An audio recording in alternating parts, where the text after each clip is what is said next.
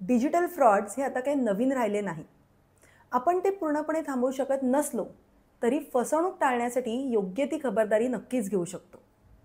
In fact आर्थिक नुकसान होऊ नये म्हणून सरकारही आपली मदत करतं आणि त्याचाच एक भाग म्हणजे आधार व्हर्च्युअल आय डी. मग आता आधार व्हर्च्युअल आय डी म्हणजे काय, त्याचे फायदे कोणते, तो कसा काढायचा, या सर्व प्रश्नांची उत्तरं मी तुम्हाला आजच्या व्हिडिओमध्ये देणार आहे. त्यामुळे आजचा हा व्हिडिओ पूर्ण बघा.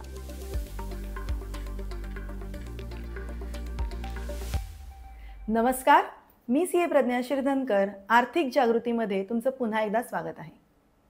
कुठेही आधार कार्ड मागितलं तर आजच्या घडीला आपल्याकडे 3 पर्याय आहेत. पहिला काय, तर आपण आपलं आधार कार्ड ॲज इट इज समोरच्याला देऊ किंवा आपण त्याची झेरॉक्स काढून सेल्फ अटेस्ट करून ती समोरच्याला देऊ.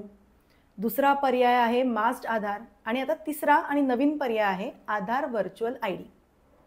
आपल्यातील काही लोकांना मास्ड आधार माहीत असेल, पण ज्यांना माहीत नाही त्यांच्यासाठी सांगते की आपला जो काही आधार नंबर आहे ना, हा 12 अंकी नंबर असतो.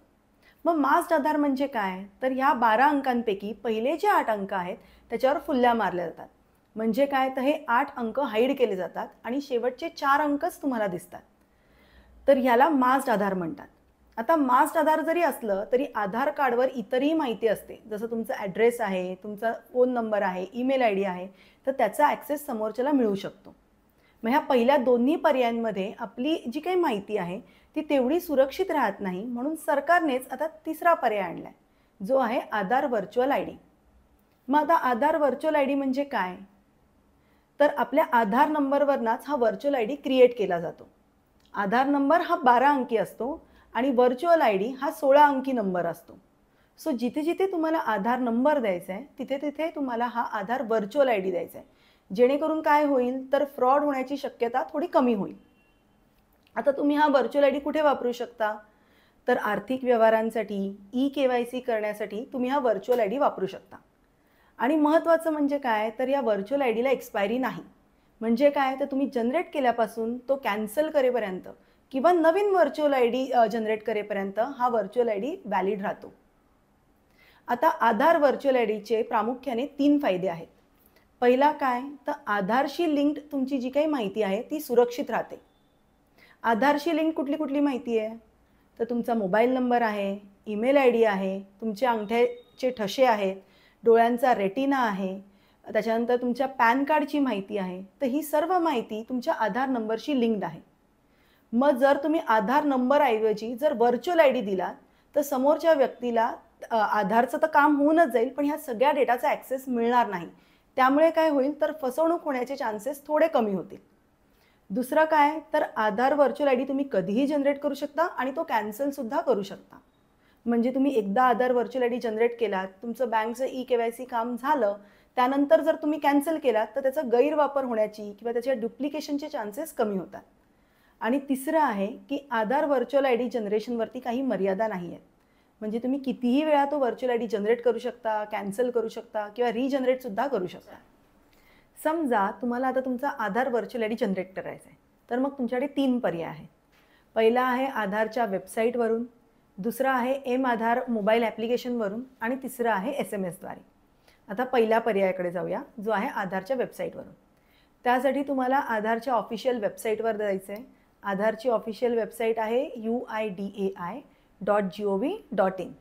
ह्या वेबसाईटवर गेल्यानंतर वरती हेडरमध्येच तुम्हाला एक पर्याय दिसेल, माय आधार.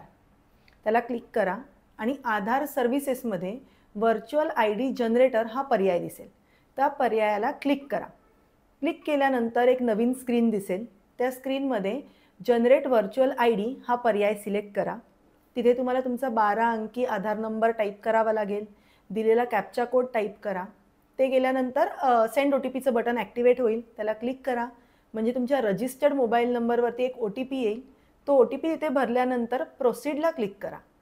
क्लिक केल्यानंतर काही क्षणातच तुमचा व्हर्च्युअल आय डी तुम्हाला तुमच्या स्क्रीनवरती दिसेल. इनफॅक्ट तुम्हाला तो तुमच्या रजिस्टर्ड मोबाईल नंबरवरती SMS सुद्धा येईल. सो हा व्हर्च्युअल आय डी तुम्ही तुमच्या ट्रान्झॅक्शनसाठी वापरू शकता. दुसरा पर्याय आहे आधारच्या मोबाईल ॲप्लिकेशनवरून. सो सर्वात पहिले गुगल प्ले स्टोअर किंवा ॲप स्टोअरवरनं तुम्ही आधारचं ॲप्लिकेशन डाउनलोड करून घ्या. ॲप्लिकेशन डाउनलोड केल्यानंतर तुम्हाला त्याच्यात तुमचा आधार नंबर आणि मोबाईल नंबरनी रजिस्ट्रेशन करून घ्यायचं आहे. रजिस्ट्रेशन केल्यानंतर ॲप्लिकेशनच्या होम स्क्रीनवरतीच जनरेट आय डी हा ऑप्शन दिसेल. त्या पर्यायाला क्लिक करा. क्लिक केल्यानंतर वेबसाईटप्रमाणेच तुम्हाला तिथे आधार नंबर टाईप करायचा आहे, कॅप्चा कोड टाईप करायचा आहे, OTPसाठी क्लिक करायचं आहे. रजिस्टर्ड मोबाईल नंबरवरती OTP येईल. तो तिथे भरल्यानंतर तुमचा Aadhaar virtual I D generate होईल. आणि आता तिसरा आणि शेवटचा पर्याय आहे SMS द्वारे. सो तुम्हाला एक नवीन SMS टाईप करायचा आहे. SMSमध्ये तुम्हाला GVID, capital G, capital V, capital I आणि कॅपिटल D स्पेस तुमच्या आधारचे शेवटचे 4 नंबर टाईप करायचे. सो जर तुमच्या आधारचे शेवटचे 4 नंबर 4311 असतील तर मग तुम्हाला GVID स्पेस 4311 असा मेसेज टाईप करायचा आहे आणि तो 1947 ह्या नंबरवरती मेसेज पाठवायचा आहे. लक्षात घ्या की हा मेसेज तुमचा जो काही रजिस्टर्ड नंबर असेल, सो आधारला जो लिंक्ड मोबाईल नंबर असेल त्या नंबरवरनंच तुम्हाला हा मेसेज पाठवायचा आहे आणि मग तुम्हाला लगेचच तुमचा Aadhaar virtual I D message through कळेल की काय आहे.